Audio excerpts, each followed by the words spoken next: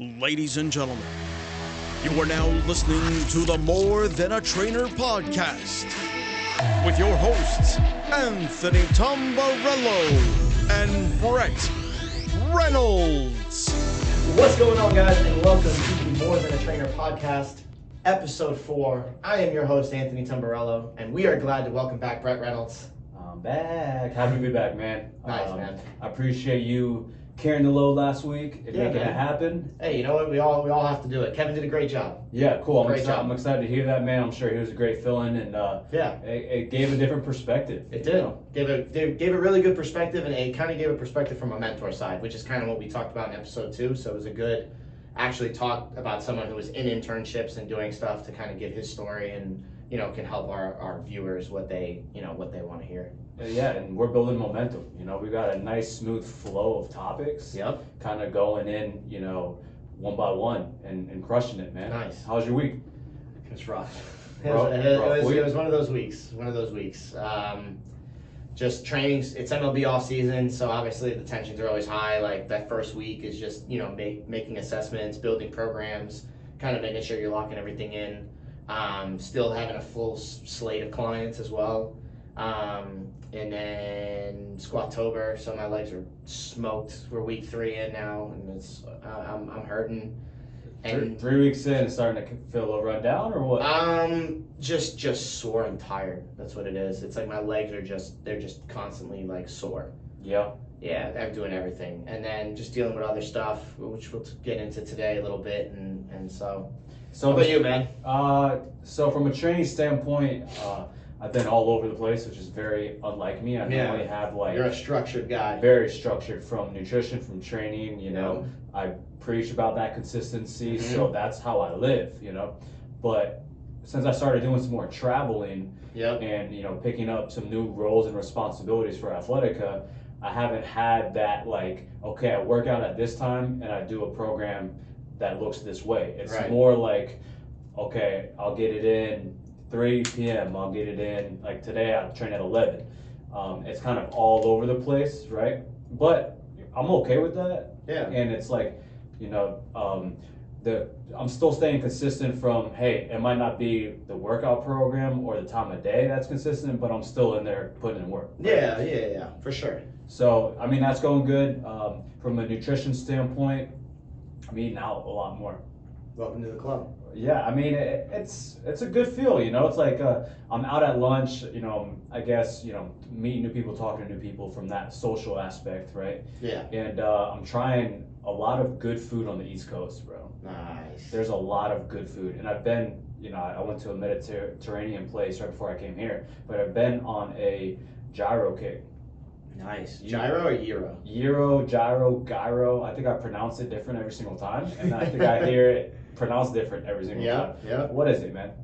I know it as gyro. Gyro. You get a gyro. Yeah, so it's silent. Yeah, it's silent. Yeah. It's a gyro. Okay. My nutrition has been great today. I have had black coffee. You fasted? I have had athletic greens, which I just started, and nothing. Water. So you're still fasted, technically. Yeah, it's not planned fast. It's not a planned fast. I literally have had no time in my day to eat today. That's and poor planning. Poor planning. I mean, how do you feel? Do you feel hungry? I feel like I'm ready to eat a horse. Okay. Yeah. So what's on the menu? You can eat after this? Yeah, one of my mentors is down, so we're gonna go meet up for some food after. Some good to eat. Yeah. Yep. He was in here today. It was good. It's good to have my guy Vinny back in the gym. Vinny? Yep. Shout out Vinny. Shout out Vinny Scolo. It's Scolo Strength and Performance. Guy is unbelievable. Unbelievable trainer, unbelievable person. Just so blessed that I was able to be around him in my time in Tampa. And then we've communicated at least once or twice a month. You know, okay. We talk about programming. I'll let him know what I'm doing. He lets me know what he's doing. It's just really, really good. Every time I have an off season, like that's why it was perfect timing that he was down. You know, he got to see Lewis work out today, and we're gonna kind of just evaluate tomorrow and program a little bit and what his points, what he would do, what I'm thinking, and just it's always good. And it's just I always feel like I'm always learning something when I'm around him because he's just so passionate about training. Nice. What brings him down here? So he actually has family down here, Okay. but he is moving to Orlando. He's going to be opening up a facility in Orlando. Okay. So he has family that's down here. His uncle's down here, so he comes and hangs out with them. It's the first time at the gym? Seeing your It was gym? his first time seeing the gym, man. It was awesome, dude, to see like where we were before. And for him to be able to come and see like, yo, this is what we built. It was awesome, dude. So he branched away from ASPI as well? He never was. He just was a consultant. So he would come down for combine and kind of help with combine training. And that's where we met originally. And then he would just come every couple weeks. And every couple of weeks he would come down. Like him and I we would just gravitate to each other, and he would always be coaching my groups, and I'd want him there, and I'd learn so much. And then we would always eat after, because he was down here. His family's up in New York, and at the time I was just I was by myself, so I was like, yo, let's go grab food and stuff. And next thing I know, it'd be 2:00 in the morning, and we're just talking. Still rapping. Yeah, like not just talking about programming, training, and life. And he's such a great dude, man. Yeah, that's awesome, man. We preach the mentorship. Yeah, for sure. Yeah, dude, like to have somebody like that in your corner that you can just call, like for NFL offseason, right? I'll always put my programs together and I'll shoot them over to him. Hey, man, what do you think? Yeah. Or like right before I'll give you an unbiased opinion. Yeah, for sure. And we all need that. We all need questioning in our programs and like our training and what we're doing. And like if someone can do it better, why would you not take that advice? You know? Yeah. And again, it comes down to ego. We've talked about that on this show. Put that to the side, man. Yeah, we'll be talking about that for episodes to come, right? Like you got to put that stuff down to the side and like right before this off season, like I structured a whole new plan based off what him and I talked about, and it ended up being a super successful off season. Not that they weren't last year, the year before, but it was like a super successful. Everyone hit numbers that we wanted to hit. Everybody did what we needed to do. So it's fucking dope, dude. Yeah, no, he's been doing it longer than you. Oh yeah, dude, he's been doing it for years. Yeah, years. If you can just keep a growth mindset and learn from people that have been doing a lot longer than you have, and you take a lot what he gives you and apply that, and you put your own twist to it, man. Of course, yeah. Yeah, that's the value of it. And it's always too. It's like what we talk about on here. Like you got to never stop learning. Like every time he's down here, I'm hungry to learn more. I always we'll talk shop. That's what we're gonna do. We're gonna go to lunch after this, and we'll talk shop. Next thing I know. That's why I was late today. Yeah. Next thing I know, it'll be 2.5, 3 hours later. Oh, so he was at the gym right before? Yeah, he was at the gym right before here. Yep. Cool, man. Cool. How did everything else in the week go, man? Anything else you want to talk about your week? Yeah, man. It's just, I kind of talked about it 2 episodes ago, having to let somebody go, and just, integrity, and just integrity as who you are as a person. I think that you need to have core values of who you are as a person, and always stay true to those core values. I know personally, I always stay true to my core values. Everyone knows it's all here on my sleeve. Like, this is what it is. This is who I am. This is how I go about my business. This is how I do the right things. And you give so much to, employees, or you try to mentor people and do things, but then, come on the flip side when things don't turn out the way that it was programmed or planned to do, then you have people, that when you peel the onion back and you start to see the different layers that are there, you start to see integrity of people. And, that's one thing I'll tell all trainers, like, no matter what your situation is, like, make sure you keep your integrity as a person. Like, keep your core values and and have all of that up front. Like, if there's things that you need to work on, like for me, perfect example, right? Like, we caught a trainer stealing. Then he goes and now he's doing copying all of our stuff and using it for another company, and then he's talking bad behind our backs and stuff like that. You're dealing with all that stuff, and whether you're a trainer or a business owner listening to this,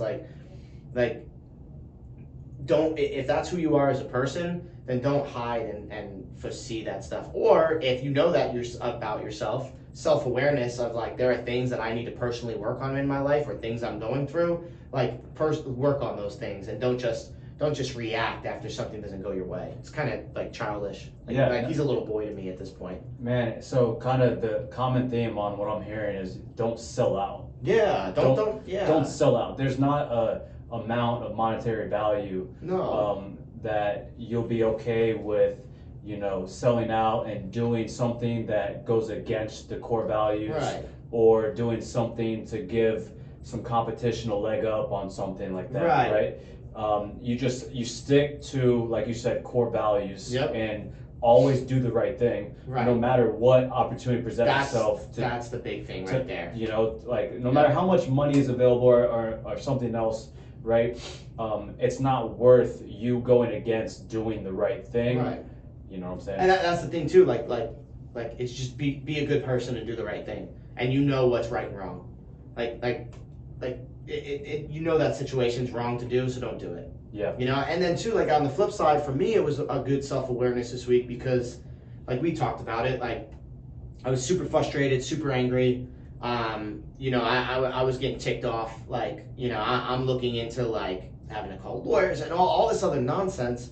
But then I just sat back last night in my car after we talked, and I'm just like, I'm letting that situation get the best of me. So now that situation now has control over me, and it is controlling my situation and my actions and my thoughts. And like, I just decided to just let it go. Yeah. I looked at myself and said, this situation is not worth, I'm not going to give that situation my power and control. I am the only one who dictates what is in control and what is in my power. So I kind of I blocked everything I needed to block. I shut everything out, and I woke up today and I didn't even think about it. I feel 1,000 times better. Huh? It's like a weight lifted off my shoulder. Like, because I think in situations like that, like emotions are high and things, like you lose control, and you're giving someone else control, and they're right here holding the control, right? And it's a situation. It's not a person. It's a situation. Like this person, this situation is controlling what your next moves are, your thoughts, or your actions, or how you feel. Like, I'm not ever going to give that control to anybody.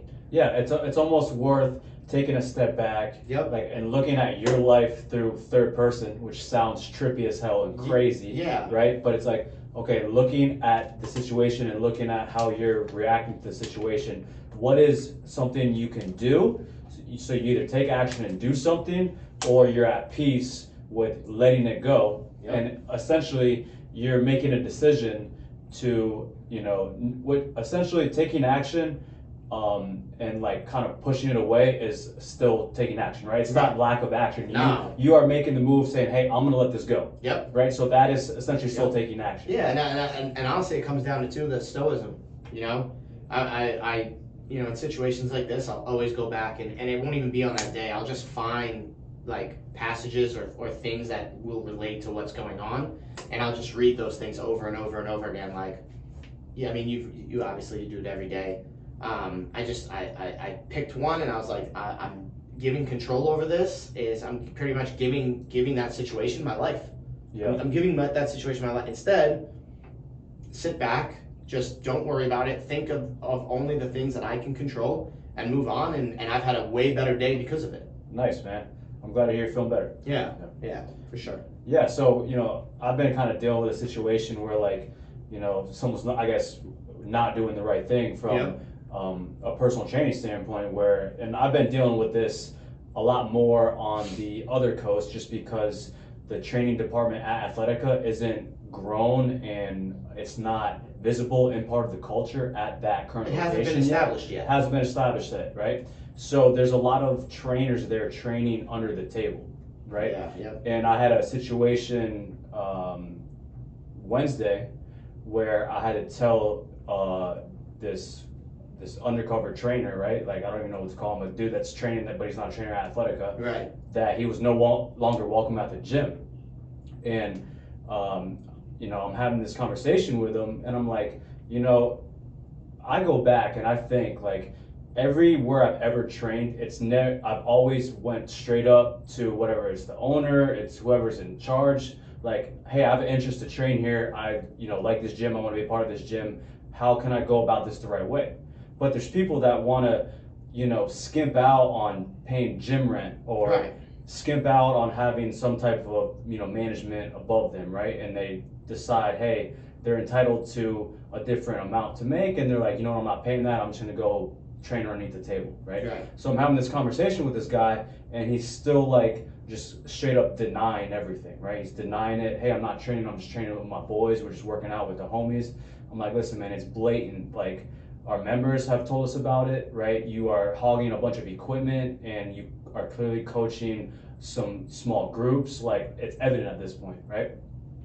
So I tell him, I'm like, listen, man, at the end of the day, there's nothing else we can have with this conversation that's going to change our mind. Our managers have told you. Now me, the director, is telling you, because it was just brought to my attention, like, you can't do this, right? And then his buddy started butting in, and I'm like, man, you're not even part of this conversation. Like, I'm talking to him, I'm directing this conversation to him. Right. But long story short, you know, it's like, comes back to just do the right thing, man. Do the right thing. Don't sell out or do, you know, shady stuff behind the back because, like, a monetary value, right? That's what it comes down to, you know. And that in trainer, both of our situations. Yeah, and that trainer will not be successful. No, they will never be successful. You can look back in 2 years. You can go 2 years forward and see where that trainer's at, and I guarantee he's not even a trainer. No, probably not even a trainer. And you can kind of compare it to, you know, your situation not being paid the percentage owed on time. Right. Because they're trying to, you know, keep a couple bucks. Yeah, and that was my situation. Right. Know, I should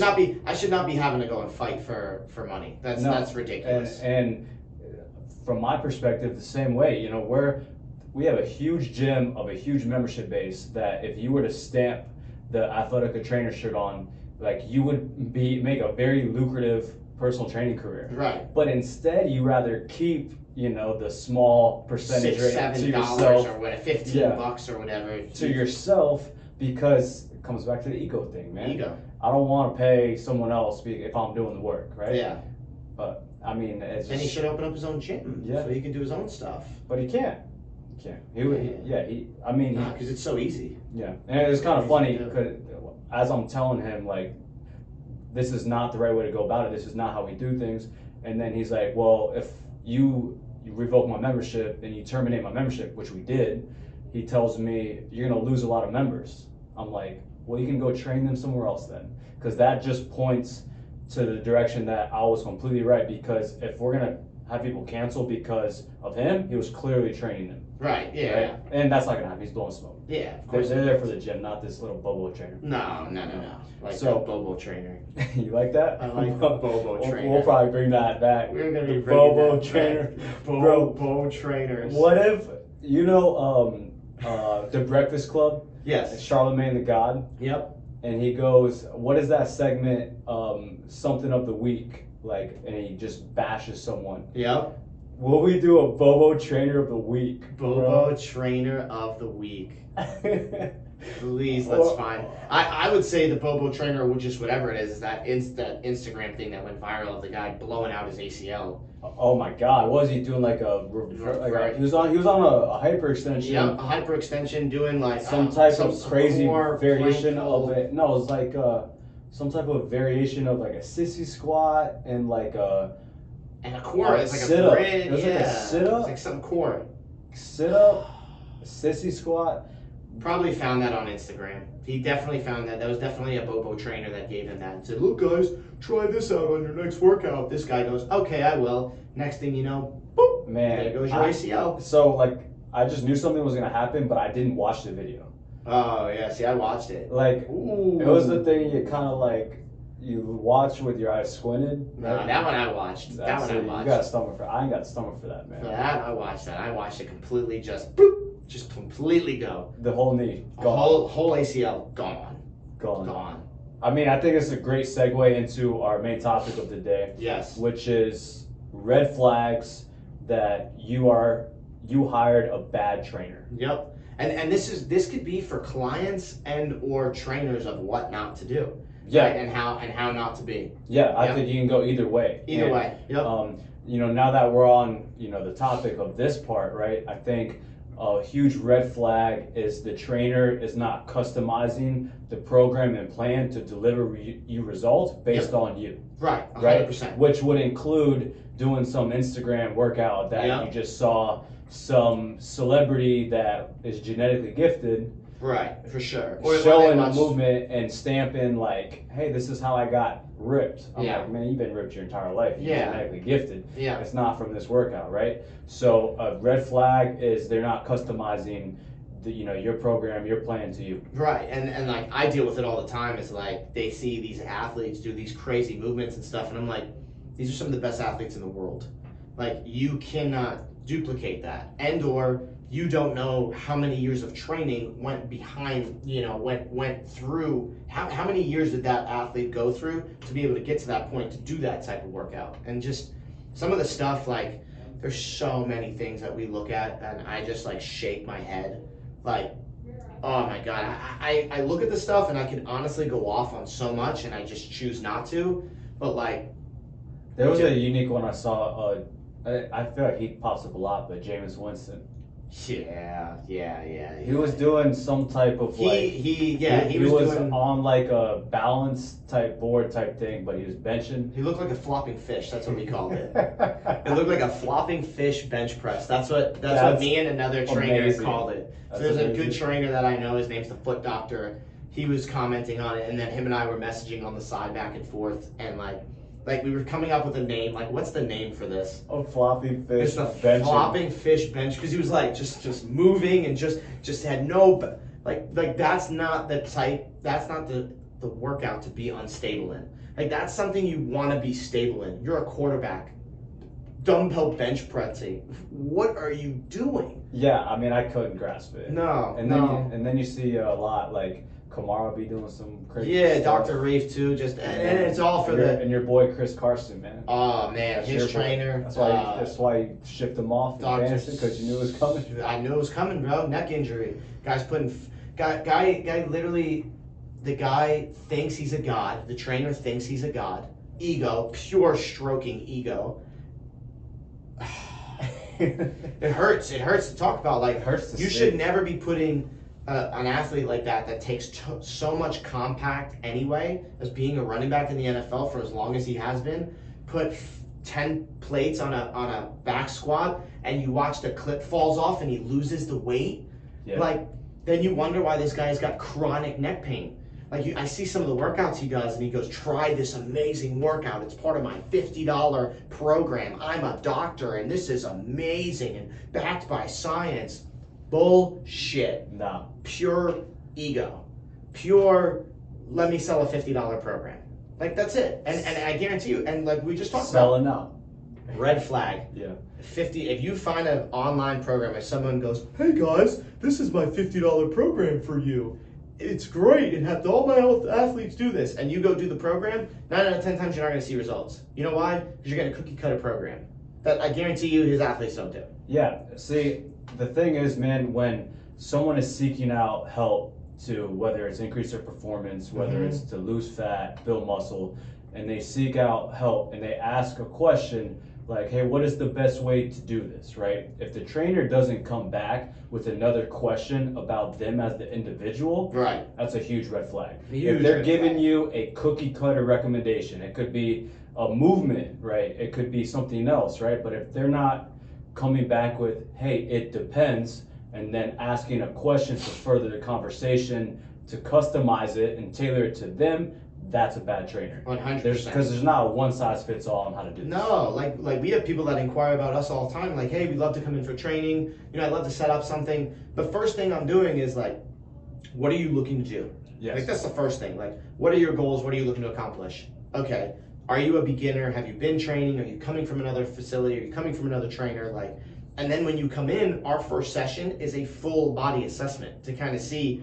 It gives us data, right? What is the data of this person, right? They have this going on, this going on, this going on. They want to do this, they want to do that, right? And then we start to get into the question. But it's all, like you said, questions. Like, yes, we have a full-on list of questions, and me and my trainers know, like, this is the assessment, this is what we do, this is how we do it, and why we do it. Yeah. If you're not getting an assessment by a trainer and he's already asking for a credit card number before you even come through the door, you're going to get screwed. Or they're taking you out to a workout when they haven't asked all the questions or done the assessment. They're not even putting an assessment through you, and they're working you, and they're putting you through a strict, this is going to be a great upper body workout. No. What? Red flag. Red flag. Huge. Red flag. Just wave it. Just wave it. You know, and I think kind of sticking with the online training approach, right? I think another red flag is if someone is claiming they are this great personal trainer, online trainer, by this fitness program, but they haven't delivered any results to people in person. Right. Yeah, they're not a trainer. No, they're a program writer. That's all they are. They are a program writer. Which there's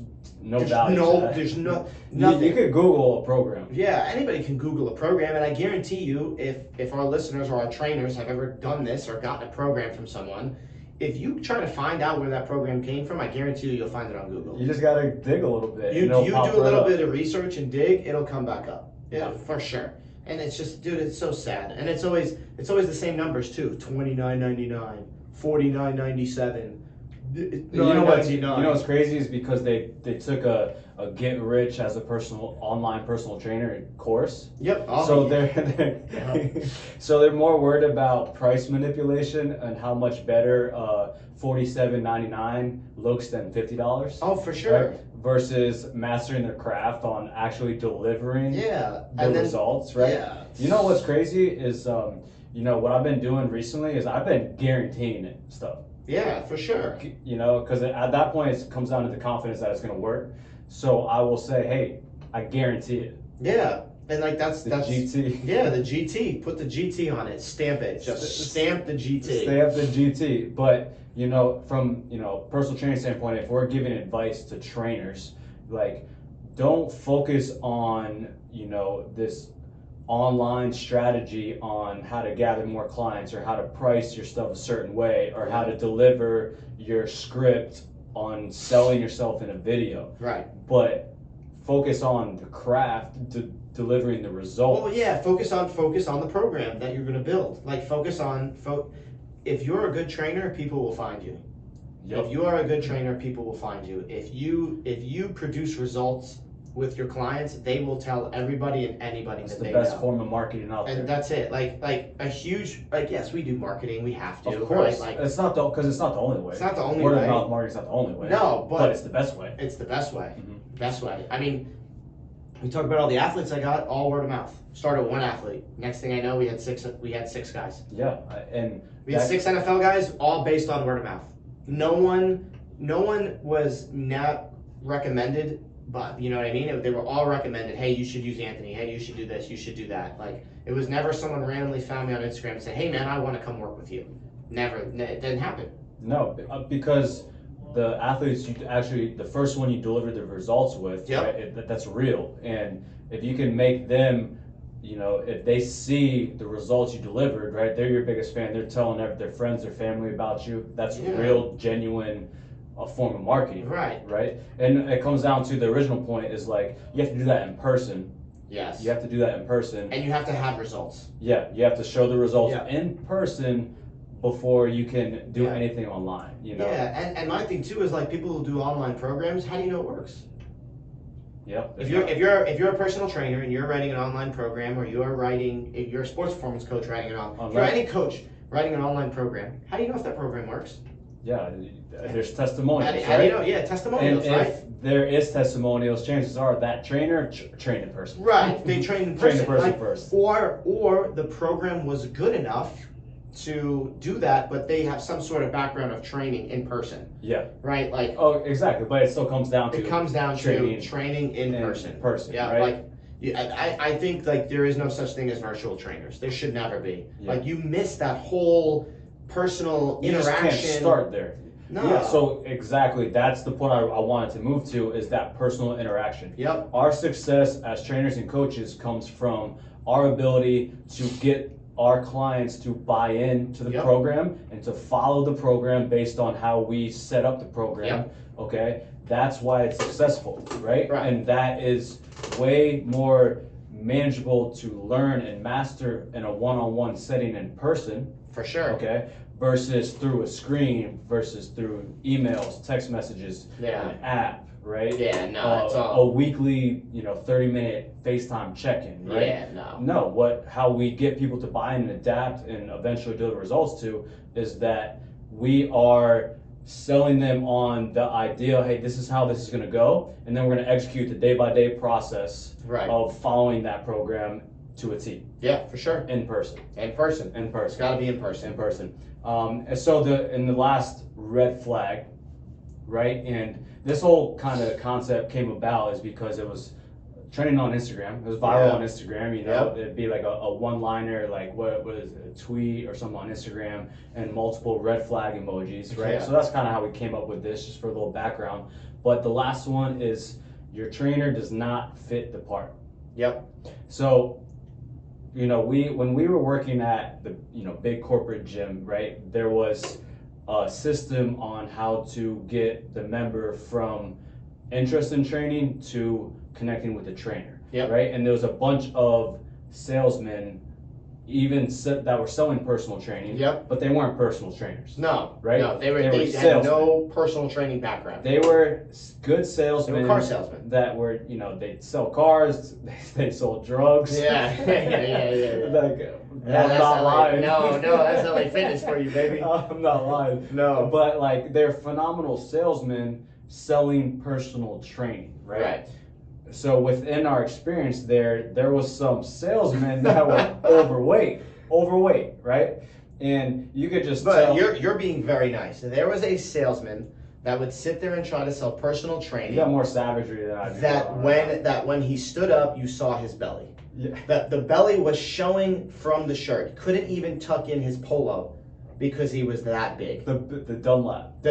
He would sit down and be able to push his arms on his belly while he was talking to you and rest them there.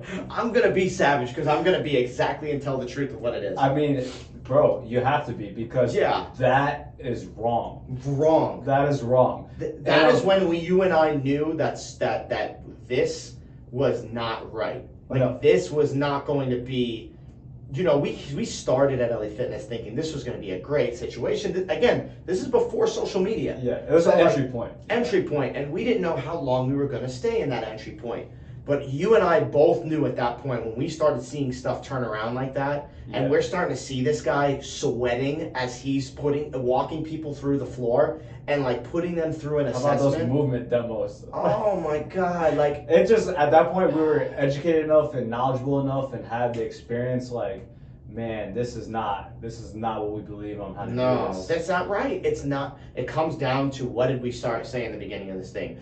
Do the right thing. Do the right thing. Be a good person, right? Like I'm sorry, but LA Fitness does not do the right thing. And I think there are members and trainers that everyone agree across the board, besides the people that sit in that corporate office, that say they do not do the right thing. Yeah. They don't do it. No, I mean, they don't do it. You know, and like, you know, this original part was about fitting the part, and then kind of back to our previous point, like, our success as trainers is getting them, like I said, to buy into the program. If we're not living it and doing it, and like it's part of our morals and on how we live, right? In regards to this guidance, it's not going to work. No, right? It's not going to work. It's not going to work. Now, we're not saying you have to be shredded to the bone if you're talking about fat loss or muscle gain, or run a 4.240 if you're talking about speed training. Right. We're not doing that. But listen, you better live a healthy lifestyle. If you're talking about running and sprinting and a 40-yard dash, you better ran a few 40s. And you know what it means to start and stop, right? Yeah, and to like piggyback on that is like all the movement that I do with my athletes, like everything that I've asked them to do, I do myself. So they will always get a demo of me of what I want done. So, and I will be the one to do it.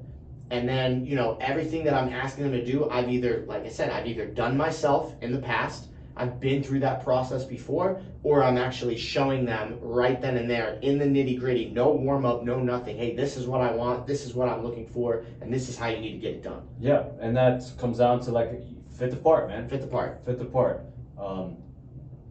Yeah, I mean, and like that's why a lot of my stuff that I post on social media is like, listen, it's not. A lot of people don't really care what I had for lunch, right? It's more of like the consistency, saying like, this is what I'm doing, this is what has delivered me results. So I've been posting the same way from a nutrition and a training standpoint. This is what I'm doing for the last 7 years. So I compounded over time. It's like, I live this. Right. I live this. I can confidently say I live this, and I've showed you this. Right. Right? And so when I look the way that I look, it's because it ain't no BS, because you've been seeing it for 7 years now. Yep, for sure. You know, and that's what it comes down to. Yeah. It's like, fit the part, man. Fit the part. And then, you know, just from like a business standpoint, if you're a trainer that wants to train, you know, high achieving individuals, whether they're top athletes or top businessmen, you have to approach them in a professional manner, okay? And you know, as you being a high achiever, right? Like, you need to talk to them and communicate on that level, right? Well, you got to fit the part, and I don't think it's just like you said. It's not just fitting the part physically. Yeah. It's also mentally. Like, I've been posting the same wakey posts at 5 a.m. for how long now?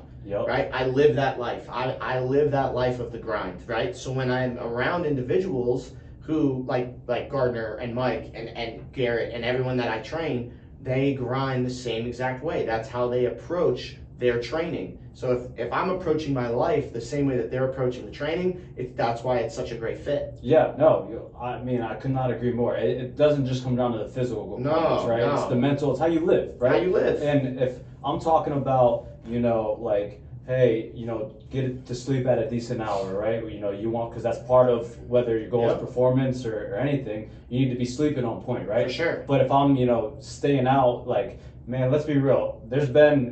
We rarely go out anymore. Yeah, It's like, Saturday night, we make some honest attempts, right? We're like, yo, man, let's do this. We talk about it. But at the end of the day, one of us like, listen, man, I'm tired. Like, it's been a long week. I'm going to catch up on sleep. I'm going to catch up on sleep, or I'm just going to chill. I'm just going to chill. Like, yeah, we're making the decisions that will contribute more to our grind the next week, right? Yeah. Our businesses, right? Yeah, our health. Than having to go pull all-nighter. I mean, don't get me wrong, like, it's good to have some dysfunction in life, right? We're not sticklers, right? Yeah. But like, it's got to be worth it, man. Yeah, it has to be worth it. It has to be a situation. Like, it's got to be a dare. It's got to be. I knew you were gonna go that route. It's got to be a dare pool party for us to show up. But that's worth it, man. Honestly, why not stay home for 3 weeks and kick it at the house, right? Every weekend.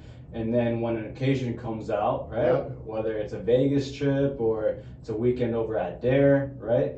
Like, we go, we ball out, and it's worth it. Ball out. It is so worth it. And we're, but then we're 90% of the time we're doing stuff that was contributing to our goals, of course, our businesses and our health. Yeah. Right. And the 10% is a weekend at Dare. Weekend at Dare. Coming up soon, probably. Fire the cannons. Fire the cannons. Man, so fantasy, man. So we haven't really talked about my blockbuster trade yet. I know. The 4 for 4, man. 4 for 4 trade. That saved you. Saved me. Yep. Saved my season, right? And you and I were talking, and like, we both agreed, because I don't know, we got some weird relationship going. We're in the same division. Yep. Right? We're rivals. Like, you asked me the waiver. You didn't like my response about the waiver pickup. I didn't. I was pissed. Yeah, that's what time it is, bro. I don't know what else you want me to do, right? Guy, listen to this. And this is for TFG. This guy, we are talking, there is a game on Sunday morning. And I am talking to this man about what he's asking me about his situation and telling me, and I'm giving him advice, helping him out. I brought up to trade with this person who he traded with, and I go and I give him all this advice. We talk for like 30 minutes of how it would be a good trade, and I go and ask what your waiver pickup's going to be, because I'm going to put in a waiver for a guy, which I didn't get. And I didn't even use mine. So. I know you didn't even use it, but it was just a fact. He goes, I don't know, man. Yeah, look, and he can laugh like that because he knows. He knows that's messed up. He knows it's messed up. How is that? What do we talk about today? Do the right thing. Hey, listen, man. I don't know the whole situation, right? But that could have definitely came at an expense of me. That's why I didn't say nothing. Oh, man. And what? I could have easily not told you to trade anything and said, no, man, your team's fine. And you'd be done. You'd be in the Cody boat. I was gonna do it anyways. No, man. You and Cody would have been. And Cody would have been right in that boat. You would have been on the right side. We can get back there, bro. But let's talk about this trade, man. So I hit up Ethy. For Jamal Williams. I wonder who told you that. I do. Bro, I needed a back. Okay. Oh my God! Listen, buddy. Here we go. Listen, buddy. Yes, TFG. Here's the truth. All right, Jamal Williams, talk to me. Okay, listen. Look, guy's got nothing to say. He's got nothing to say. The only thing I hear from you is Harrison Smith. Okay, right, so that's fine. That's fine. They'll be moving soon. So confident. I literally asked him for Jamal Williams, right? And he comes back with a 4 for 4, right? I said, holy smokes, right? Yep. And the original offer was it was Burrow, the Jefferson for the Vikings, and then Aaron Jones and Jared Cook. Yep. And he wanted Diggs and Rodgers, Chubb, and Knox. That's crazy. I got off Knox and guy breaks his hand. Yeah, nuts. But anyways, you go back and forth, literally like all night thing. We negotiate for 3 hours, nothing is done. Next day comes around. Literally, he goes, yo, this is my offer, right? And then he offers, but instead of those receivers, we swapped out for Mike Williams, because that's who we wanted, and Higgins. And I'm like, I don't want Higgins. You know, it sounds nice as a double dip, but I'm taking too big of a drop off from Mike Williams to Higgins. Right. Right? And I understand he was taking the risk with Chubb. Like, so long story short, it was smooth negotiations the whole time, right? But like, it was to the point getting real close up to game time where I stayed firm on, hey, I want Robert Woods instead of Higgins. And then he's like, all right, I'll do it. But, and this is the first time I'm getting this out there, Ethy, I would have done it for Higgins if we got closer to game time, maybe 5 minutes, if you didn't say, I'll do it for Woods.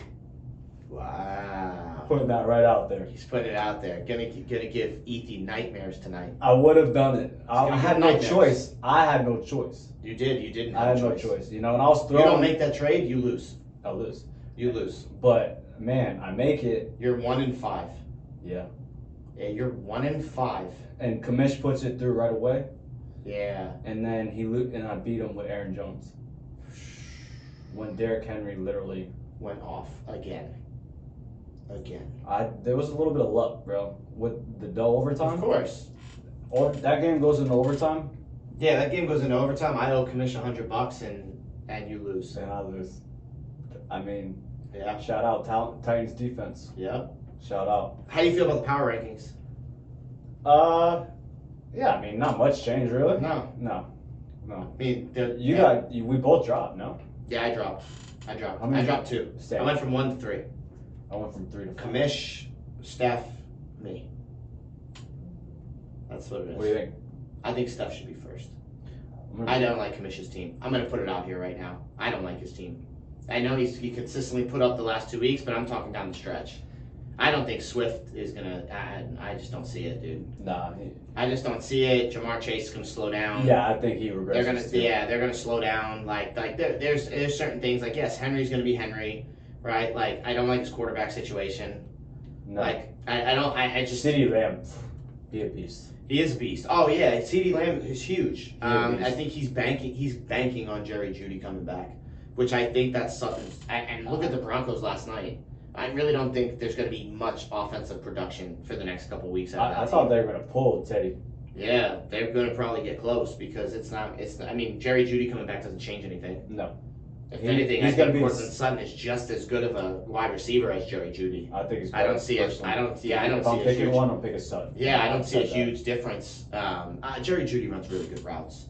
He's a good receiver. But I think they're neck and neck. But he's not as physical as Sutton. No. I would say he's not as physical. I mean, his team, he rides that wave with Derrick Henry. Yeah. How'd that go for you? but the thing is, he was. I had to. Yeah, of course. He was a beast and definitely probably my number 1 player. Yeah. But he was a mama player, bro. No. Kamara. You had Henry and Kamara and Adams. And Adams. Yeah, that's a sick squad. I'm so happy I beat that squad. Yeah, good win, man. Yeah, Flew but City. I think Steve's team with Gibson is going to be tough. We're going to see a You lot. like his team? I don't like his team that much. I think I like his team healthy, but I just don't know with Gibson. Gibson's injury is bad. It's not a good injury. It's a broken bone. No? Yeah. It's not going to end well. He's going to be going on IR. I feel like. Yeah. And then after that, he's going to ride the wave with James Robinson. That's it. That's it. But he's got Cup. Can Cup stay that? I mean, you look at him and you look at Jamar Chase. They'll probably regress a little bit. There's no way. They're gonna. And same with Mike Williams. Look, people are gonna start to regress. Yeah, and then you're gonna see the other guys. You're gonna see the stable guys start to that have kind of been that down thing start. I think Julio Jones is gonna start coming around. Yeah, if he can stay on. If he can stay on the field. I think Calvin Ridley's gonna be a beast. Yeah, put in a trade offer for him. Yeah, I got denied. At least you got denied. Mine just sat there marinating. It's a great offer too. They just sat there. Just sits there. There's Dino. Who can't you? Dino. Nash. You're not gonna get anything. Nash. Madison. You're not gonna get anything. Madison. I mean, you're not listen. gonna get anything. Listen. All we ask accept, reject, or counter. That's it. But do something. Do something with it. If you see it on there, do something with it, because we have other things in the pipeline. Like, I'm going to throw that offer out, but I have 2 other things that I'm offering too. Like, I want to know where I'm at. And you might get Josh too. I'm going to put Josh in there. Josh let that thing just sit there. He's the one that wanted it. Yeah, listen, and you might get something better. Maybe you might not like it, and you say you don't like it, but we can talk and negotiate something better and come closer. I personally like the negotiation. That's what you said. I am not going to give you and show you my cards right up front. I'm just not going to do it. Not in TFG. You think, Josh, that I'm going to go and just lay out Eckler, Allen, and all these guys? This is what I want. No, I'm going to give you Harris and Smith. You're going to tell me no. Who are they? Never heard of them. Yeah, you're going to tell me no, and that's okay. But then we start well, what about this? Well, what about this? But what about that? There's also a line with offending people on some offers, right? I don't care. Well, that's why. Listen, you might not get. If you throw something that's so far off, you might not get a response. Look, hold on. Mike Davis, hold on a second. Hold on, because this is going to piss me off. Mike Davis and Marvin Jones Jr. for Damian Harris and Devonta Smith, and I got ignored. That's what I've been getting ignored on. That's what he's been making fun of me on. Tell me how that's a bad trade. No, it's not bad. I mean, am I wrong for thinking, I'm thinking I'm giving him too much? I think I'm giving him too much. Give a response, right? At least give a no, right? Like I threw and then I also did though. I threw the Bucs. I threw the Bucs defense in there, asking for the Bills defense because I thought that Harris was a better running back than Mike Davis, and I thought Jones and Smith were a wash. So I was like, for this balance, because Cordell Patterson is there. Yeah. For this wash, put the Bills in there. I'll throw the Bucs. Yeah. I mean, that's not a bad ask. That's not a bad trade in my opinion. And if he said no, would you have still done it? The 2 for 2? Yeah. Yeah, but you can't even get to that part. I couldn't even get to that. I couldn't even get to that aspect because I was getting made fun of in TFG. That's why. You got the reputation as the trade guy that you're not even in conversation anymore. Yeah, that's why I said I stopped. I said, my name gets brought up. I'm like, guys, no. Okay, so if we're talking to TFG now about trades. Oh boy. What do you want? What do you want? I want Davis and Jones. So that's about it. That's about all I would want because I'm not going to give away my strategy. Well, I mean, I'm not saying give away your strategy. It's what are you seeking to improve? You want an RB2 that is at about the same value as my RB2 and a wide receiver 2 that is at the same value as my wide receiver 2. I'm not asking for anything crazy. I'll throw crazy stuff out there because, I mean, shit. It's getting a combo going. But also, too, you never know. Yeah. You get someone desperate. I mean, Barkley went for third stringers, right? And now the guy, and then the guy I'm asking for Barkley wants Eckler. He hasn't even played. When's the last time this guy suited up? He's not going to suit up for another 2-3 weeks. Yeah, I know. And I get told I'm crazy. I get told I'm crazy that Barkley for Eckler and commission's like, oh, that sounds fair. Yeah, because you want to see me lose Eckler because you know I'm a threat to you down the road. That's literally all it is. And I think it's a good strategy that if you have multiple wins to work with, you can trade, or even a little bit of a head start. You can trade for people that are hurt. Yeah, for sure. But if when I made that trade, I was trading from 1-4. Yeah. I'm trading at 1-4. That's still a great trade in your favor. Yeah, but I would this week. Like I just said, I was willing to even take more of a loss. Right. I was gonna get something done. Right. I just kept a poker face on and I stayed firm, and it worked out in my favor. Right. But I was gonna make the trade no matter what. I needed it. I was desperate. Yep. At 1-4, I can't have a bell cow that's hurt, possibly getting put on IR. Right. Yeah. No. So I was making it no matter what. But I think for some value, where we at? 50 minutes, right on the money. For some value for TFG, right? Some takeaways for trades, right? If you have a lead and you're high in the rankings and you have 1 or 2 wins to work with and your buys are looking good, you can take a risk on a super upside player that might be a little banged up right now. You can take that risk, right? But if you're not and you're in the bottom of the pack and you're in desperation, you have to take a loss on players that are playing. They're going to produce now, not later. Yep. Right? And then it's going to give you an opportunity to win now to keep yourself in the fight. Yeah, they don't care about keeping themselves in the fight. They want to That's what we climb the gotta do. rankings. That's what we gotta do. And they want to climb Ethy's power rankings. That's what they want to do. That's their goal. That's their goal. For Week 7 is the Super Bowl. Week 7 is the Super Bowl. Yeah. Like, and you know, we talk about all the time. It's like, you know, you're playing for December, not now. Yeah. But if your record is you're 1 or 2 games of being eliminated, you can't think about playing for December, right? If you've got a great, you know, you're 4-1, you can think about December, right? Yeah. You can make a trade that will give you a minor disadvantage this week, but you know this guy's coming back for the playoff run. Now you can think that way. Yep. And yeah, that's what it comes down to. Yeah, like and here's the thing too, and I'll tell everyone in TFG, I'm willing to take a loss with Harrison Smith. I'm willing to take a loss with Harrison Smith. For a guy that is playing for people, right now. People that are playing right now. To get some wins right now. Yeah, get some wins right now. My strategy is for bye weeks. They're both on week 14 buys. Yeah. I don't want that week 14 bye. Yeah. I don't want the week 14 bye. I'll give my strategy away on here. I don't care. Half the league ain't gonna listen to this anyway. Yeah, I mean that it plays a huge Mike Davis is already off a bye. Jones has his bye this week. I would have to worry about him the rest of the year. Yeah, that's nice. Injuries I can't control, but on their bye weeks, and then literally I get Eckler, Allen off buys. I'm done.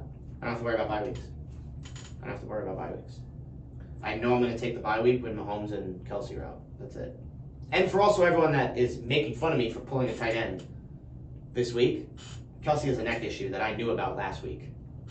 Yeah, I mean you gotta protect I mean, yourself. I'm protecting myself. Yeah. Like Knox goes down, Sweeney, he's one of my guys. Yeah, I know you couldn't resist that. Couldn't resist it, and he's gonna start. Yeah, of course. Oh, come on, that's like your Gardner Minshew played back. Yeah, for sure. You got ties, man. That's it. I got ties. You got ties. But all right, guys, we appreciate you guys for listening. Again, this episode was all about red flags.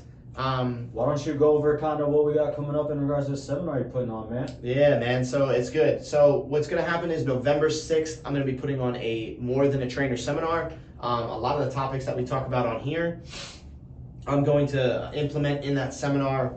Pretty much talk about how I went from being an LA Fitness trainer to owning my own facility. I'm going to get into the business side of things, like how you could brand yourself, the marketing things that I did to be successful. Talk about how to price your sessions and how to be able to bump your prices up to be able to train like I am now at like $100 a session. The seminar is going to go over about working with athletes and how I went about working. Again, something that we talked about today. It's all about results, right? It's results first. Everything else comes second.